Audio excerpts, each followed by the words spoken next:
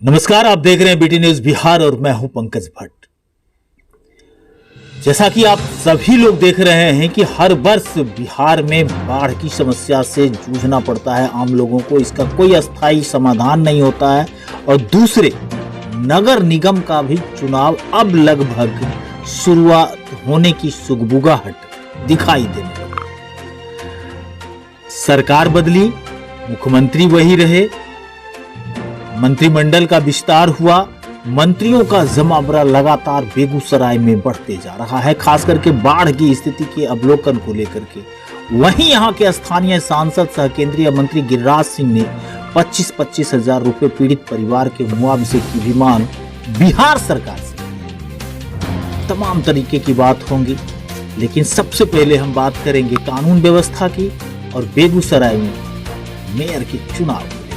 हमारे साथ इस समय जुड़े हुए हैं पूर्व महापौर संजय सिंह, जिनसे हमारी बात होगी। आपको मैं बताऊं कि जनता दल यू के ये प्रवक्ता भी हैं इस जिले के, और जनता दल यू में कई सारे चेहरे ऐसे हैं जो खुद को जनता दल यू का चेहरा तो बता रहे हैं, लेकिन लोग किनको आखिर जनता दल यू का चेहरा मानेंगे, ये भविष्य की बात है। हम सबसे पहले आपका स्वागत करना चाहेंगे बीटी न्यूज के इस पेज पर। और सर, हम आपसे ये भी जानना चाहेंगे कि लगातार अफवाहों का बाजार गर्म हो रहा है बेगूसराय में। एक अफवाह तो ऐसी है जो न निगली जाती है, वो तो लगता है कि जैसे गले में अटकी हुई वो अफवाह है।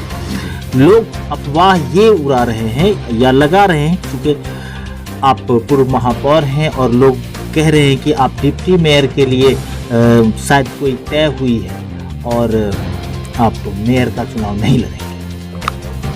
सबसे पहले तो आपको धन्यवाद, तो आपने हम जैसे नाचीज से भी बात करना मुनासिब समझा, और बीटी न्यूज के पूरे परिवार को हम बधाई देते हैं जो आप इसी तरह जन सरोकार से जुड़ी आवाज़ को जिस तरह आप उठाते हैं, लोगों के बीच रखते हैं, आप रखिए।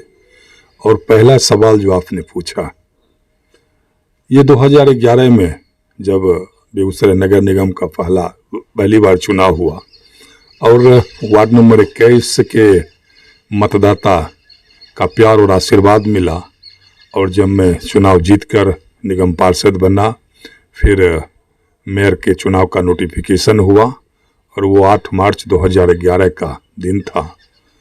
उस समय भी बहुत सारे लोग इस तरह की कयास लगा रहे थे। तो मेरा लक्ष्य एक है, जिस तरह अर्जुन से पूछा गया जो तुमको क्या दिखाई दे रहा है, तो अर्जुन ये नहीं कहा जो हमको मछली दिखाई दे रहा है। सबने कहा मछली है, मछली की आँख, तो मछली की आँख का वो पुतली दिखाई दे रहा है। तो हम नगर निगम का मेयर नहीं, पिछले बार भी हम सेवक बने, मौका मिला सेवा करने का, जो मेयर बने वो जाने। बाकी मैं नगर निगम का सेवक बनने के लिए तैयार हूँ, और कोई किंतु परंतु नहीं है। हो सकता है कल आने वाले दिन में अगर कहीं रोस्टर में फिर बदल हुआ तो फिर आपको बुला के हम बात करेंगे। ऐसे जहां हैं वहीं हैं, इसमें ना कोई किन्हीं से, हम तो आपको ऑफ रिकॉर्ड बताए और ऑन रिकॉर्ड भी बता देते हैं। जो कहता है न 0% का परसेंट माइनस का लाख भी पीछे चल जाइएगा, वो भी उम्मीद नहीं है। ऐसा उम्मीद रखना या कोई बात होना ही करना, ये कहीं से जायज नहीं है, और ना इसमें कहीं भी सच्चाई है। लगातार मेयर के पदों के प्रत्याशियों की संख्या में इजाफा हो रहा है।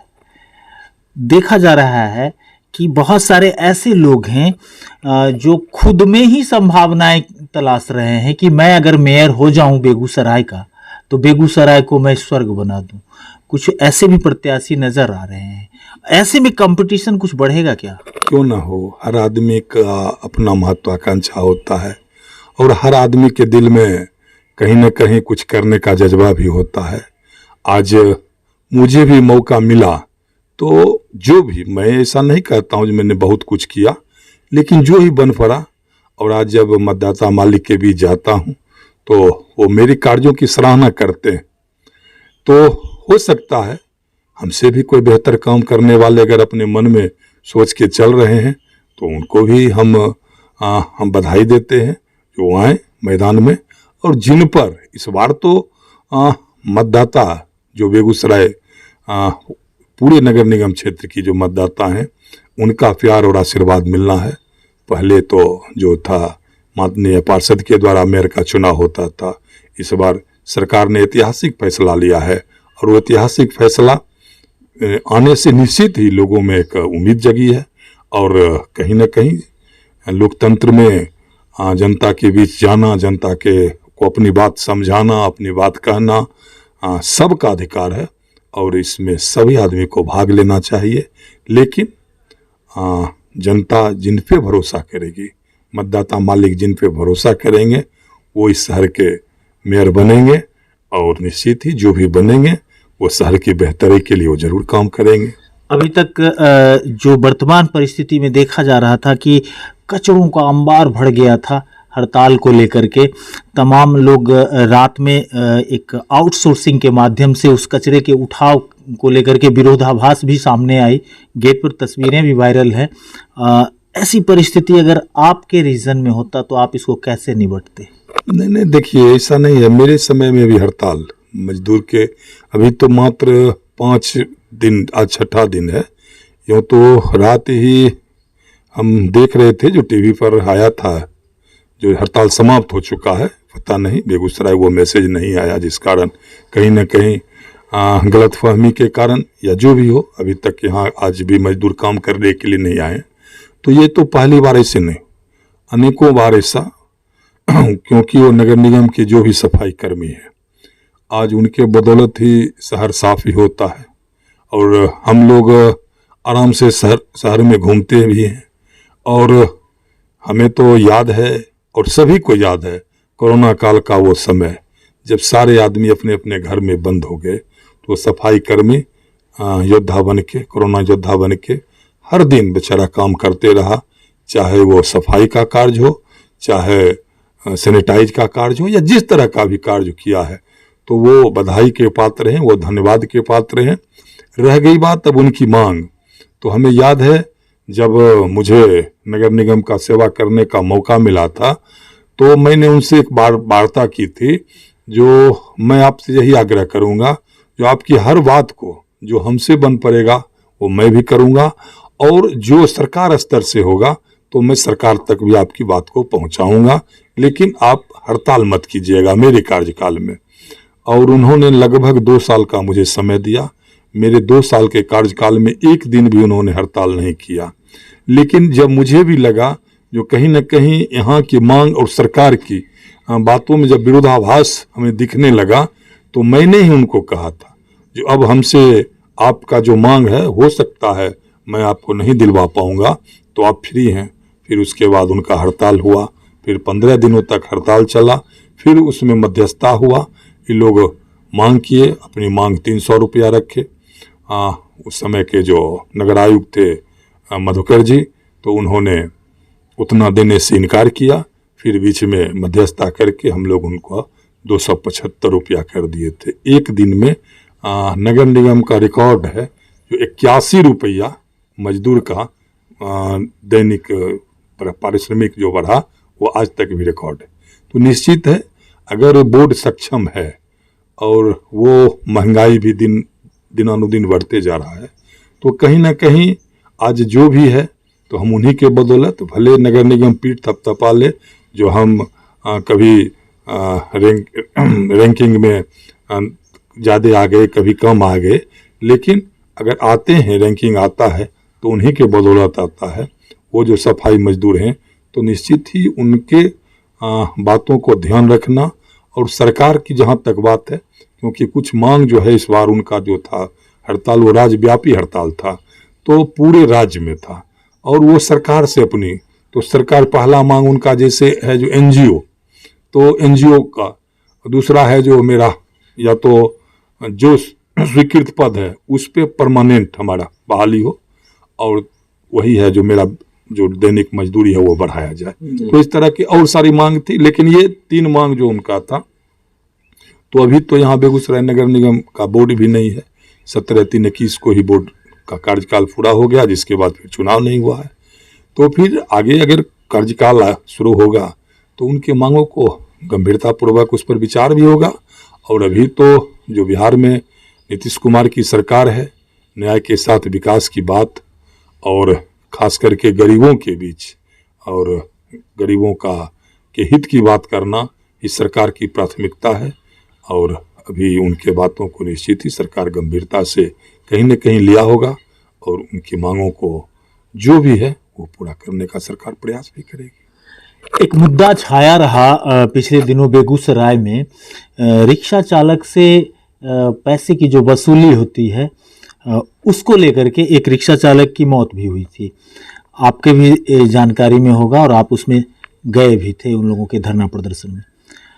ये बताइए कि आपको अगर पब्लिक बेगूसराय की मान लेती है कि नहीं आप सबसे बेस्ट कैंडिडेट हैं, सबसे बेस्ट मेयर हो सकते हैं आप ही, तो आपके कार्यकाल में रिक्शा चालक का ये बैरियर खत्म होगा क्या? जिस दिन हमको अगर जनता आशीर्वाद दे दी, जिस दिन और चुनाव संपन्न हो जाएगा और जिस दिन हम चुनाव जीत के जाएंगे, बोर्ड की पहली बैठक ई रिक्शा चालक का चलान बंद, ये गारंटी हम देते हैं। अगर नहीं जनता का आशीर्वाद नहीं भी मिला, प्यार नहीं मिला, तो हम शुरू से ही ई रिक्शा वाले के साथ हैं, उनके लड़ाई को हम लड़ देंगे। हम पीछे दिन भी जिला पदाधिकारी से मिले थे, जिला पदाधिकारी के द्वारा आश्वासन भी मिला था, लेकिन उसका क्रियान्वयन अभी तक नहीं हुआ है। फिर हम जिला पदाधिकारी से आज ही समय लेंगे और हम उनसे मिलेंगे। बाढ़ के भी विषय में बात करना है और ई रिक्शा चालक के बारे में भी बात करना है।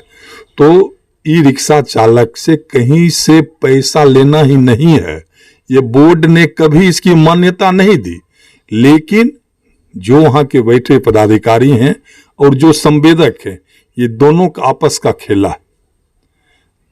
बस कहीं बोर्ड में ये निर्णय लिया ही नहीं गया है आज तक जो ई रिक्शा वाले से पैसा लेना है, कहीं नहीं है। अगर है तो हमको कोई आके दिखा दे। अब हुआ क्या, जैसे बोर्ड का निर्णय नहीं है, लेकिन पदाधिकारी को कुछ पैसा दे के वो जो एग्रीमेंट किया गया उसमें ई रिक्शा दिखा दिया गया। अगर हम तो जिला पदाधिकारी से भी बात करेंगे और अभी तो कोई नगर आयुक्त प्रभारी जैसे भाजपा के एक प्रत्याशी थे सर, एक सेकेंड, प्रत्याशी मतलब उम्मीदवारी की बात कर रहे हैं, चर्चा में भी हैं। उनका कहना था कि नगर निगम को तो ई रिक्शा चालक को 500 रुपया का महीना देना चाहिए। ठीक है, देखिए अपनी अपनी सोच सबका है, उनका भी सोच सही है। जो आज सरकार, नगर निगम के पास कोई व्यवस्था नहीं है लोगों आज सरकार या हम सभी लोग पर्यावरण से हैं, जो पर्यावरण दूषित हो रही है, पर्यावरण दूषित हो रही है, इसके लिए बहुत जागरूकता भी हम लोग फैला रहे हैं। सरकार के स्तर से भी फैलाया जाता है, ज़्यादा से ज़्यादा पेड़ लगाएं, पर्यावरण बचाएं, इस तरह की बातें हो रही है। हमारे माननीय मुख्यमंत्री जी जल जीवन हरियाली, ज़्यादा से ज़्यादा हरियाली लगाना है, जल का संरक्षण करना, इस तरह के, और जल है, हरियाली है तभी जीवन है। तो निश्चित ही ई रिक्शा ही पूरे शहर में एक ऐसा वाहन है जो पर्यावरण प्रदूषण मुक्त है, उसमें कहीं से प्रदूषण नहीं होता है। तो ये तो सरकार, और सबसे ज़्यादा है जो आज बहुत सारे बेरोजगार को ई रिक्शा के द्वारा रोजगार भी मिल गया है। आज जो जितने भी ई रिक्शा चालक हैं, खास करके युवा जो कुछ नहीं कर पा रहे हैं, उनको अगर कहीं जी बिल्कुल अच्छे पढ़े लिखे नौकरी नहीं मिली, परिवार के साथ, और जो अच्छे अच्छे घर के जो बच्चे हैं वो भी वो ई रिक्शा चला के अपना जीवन यापन आराम से कर रहे हैं। तो निश्चित वही न कहे जो ये ई रिक्शा चालक से कहीं, ई रिक्शा से कहीं भी अगर है तो हम नगर निगम से यही कहते हैं कि उसकी सूची आप सब जगह दें, जो हाँ ई रिक्शा से पैसा लेना है, ये ई रिक्शा से नहीं लेना है पैसा। लेकिन ये सब दिन एक गठजोड़ चलता है पदाधिकारी का, संवेदक का, उस गठजोड़ के तहत ये पैसा उनसे ज़बरदस्ती लिया जाता है। मैं फिर आपके चैनल से तमाम ई रिक्शा चालकों को यही विश्वास दिलाऊंगा, जिस दिन आपका प्यार और आशीर्वाद मिलेगा उसके 8वें दिन ई रिक्शा चालक को चालान नहीं लिया जाएगा ई रिक्शा चालक से, ये मैं वचन देता हूँ। व्यवस्था तो मिलेगी ना चालान अगर नहीं लेने तो? 100% उनके लिए। और मैं तो बार बार यही कहता हूँ, मैं जिला पदाधिकारी से भी बात किया तो यही कहा, जो सर पड़ाव के नाम पे अगर वसूली किया जाता है तो आखिर वो पड़ाव है कहाँ? हम भी इसी शहर में रहते हैं, हम भी इस नगर निगम के सदस्य हैं, मुझे तो आज तक वो पड़ाव दिखा ही नहीं। तो जब पड़ाव ही नहीं है, जब हम किसी के घर में किराया पे रहेंगे तब न हम किराया देंगे सर। जब हम किराया पर रह ही नहीं रहे हैं, हम सड़क पर रह रहे हैं, तो सड़क का किराया हम कैसे किसी को देंगे? तो यहाँ तो कहीं भी पड़ाव है नहीं। नगर निगम के पास दो पड़ाव थे, एक बड़ी वाहन पड़ाव जो रेलवे स्टेशन के पास है, जिसको बड़ी वाहन या निजी वाहन पड़ाव कहा जाता है, और एक छोटी वाहन पड़ाव जो रतनपुर वार्ड नंबर 20 में, और उसी के नाम पे ये बंदोबस्ती होता है। लेकिन उस समय हुआ क्या, जो बंदोबस्ती ये जगह जो है सो थोड़ा शहर से आउट है, तो हुआ जो बीपी स्कूल चौक के पास गाड़ी लगती थी और जो भी बंदोबस्ती लेते थे वहीं वो चालान काटते थे। धीरे धीरे वही जगह बन गया। बीच में जिस समय यहाँ के जिला पदाधिकारी मनोज कुमार जी हुआ करते थे, एसपी हरप्रीत कौर हुआ करती थी, तो उस समय भी वो लोग को हम दिखाने के लिए यहाँ लाए थे, जो सर ये जगह यहाँ है तो यहीं रखा जाए। लेकिन वही हुआ, जो ये शहर से थोड़ा आउट है, लोगों को आने जाने में परेशानी हो रही थी। लेकिन उस समय तक और मेरे कार्यकाल तक 2015 और जनवरी 2016 तक अगर एक भी ई रिक्शा वाला कह दे जो भाई हमसे पैसा लिया गया, तो हम अपनी चुनाव लड़ना नहीं लड़ेंगे। हमारे कार्यकाल में कभी भी कहीं गरीबों के साथ कोई अन्याय नहीं हुआ। लेकिन जो आए, जिन पे लोगों को पूरा भरोसा था, पूरा विश्वास था, जी आए हैं और गरीबों के लिए बहुत काम करेंगे, शहर को बहुत अच्छा कर देंगे, क्या कर दिए शहर को सब लोग दिख रहा है। और ई रिक्शा वाला तो इतना बेचारा परेशान है। और जिसकी बात आप कर रहे थे, जिसे ई रिक्शा चालक की हत्या हुई, हमें भी जब सूचना मिली और हम जब हर हर महादेव चौक पहुंचे तो आपस में हो गया था, सारी बात हो गई। मैं आया के लिए बात क्या हुई वो बताया जाए ना, तने हो गया के लिए क्या हुआ बताइए ना, क्या उसको मिलेगा, आप लोग क्या किए हैं। फिर जब बात हुई के लिए, जब आप वहां थे प्रखंड विकास पदाधिकारी, वहां थे अंचल अधिकारी, के लिए आप लोग को सर पता है नहीं, आप नगर निगम के न अधिकारी हैं न पदाधिकारी हैं। जब नगर निगम के अधिकारी आएंगे वो अपनी बात को यहाँ रखेंगे तब न। उसके बाद फिर नगर आयुक्त आए, मटिहानी के माननीय विधायक राजकुमार जी आए और सारी बात हुई। फिर उसके परिवार, उनकी पत्नी को नगर निगम में ये दैनिक मजदूर पर ही रखा गया।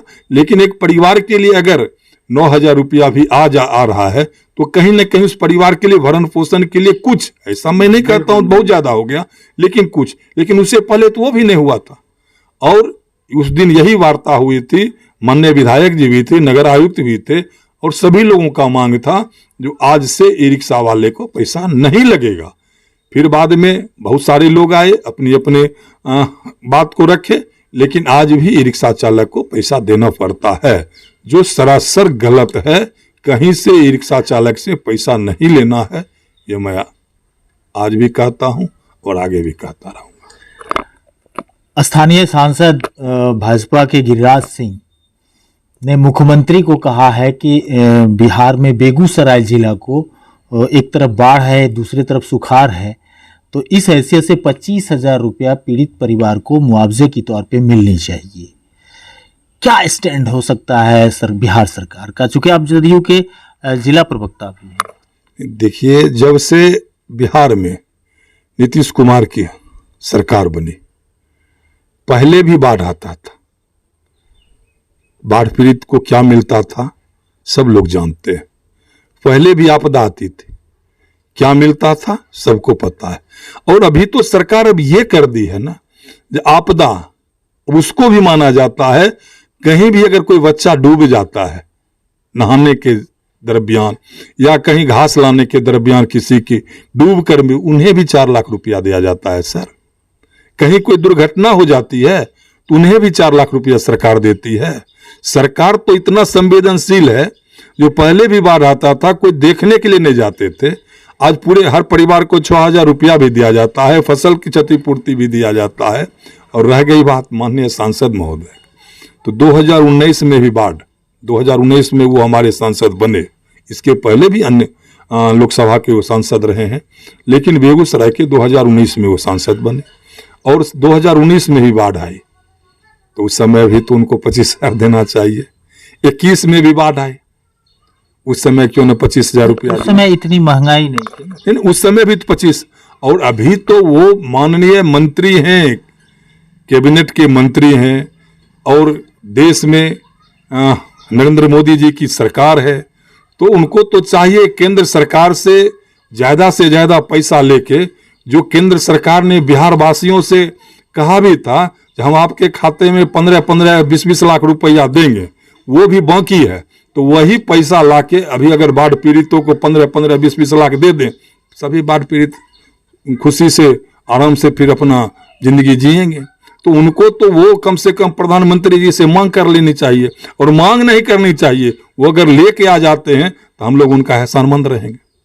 जो भी बुरे समय में, विपदा के समय में, आपदा के समय में वो आके, और प्रधानमंत्री जी जो घोषणा किए थे, जो वादा किए थे कि हम गरीबों के खाते में 15-15, 20-20 लाख रुपया देंगे, दे दिए। इससे बढ़िया क्या बात हो सकता, मिलना ही चाहिए उनके द्वारा। एक बहुत यूनिक सवाल है सर, जो मेरे जहन में बार बार उठते रहता है, और मुझे लगता है कि बेगूसराय में जितने सारे लोग हैं उसमें आपसे इस सवाल का जवाब मुझे लगता है कि मैं संतुष्ट हो पाऊंगा। जनता दल यू के कार्यकर्ताओं को बड़ा अच्छा टेस्ट भी मिलता है। बीजेपी में रहते हैं तो बीजेपी के कार्यकर्ताओं के साथ उनका अंडरस्टैंडिंग रहता है।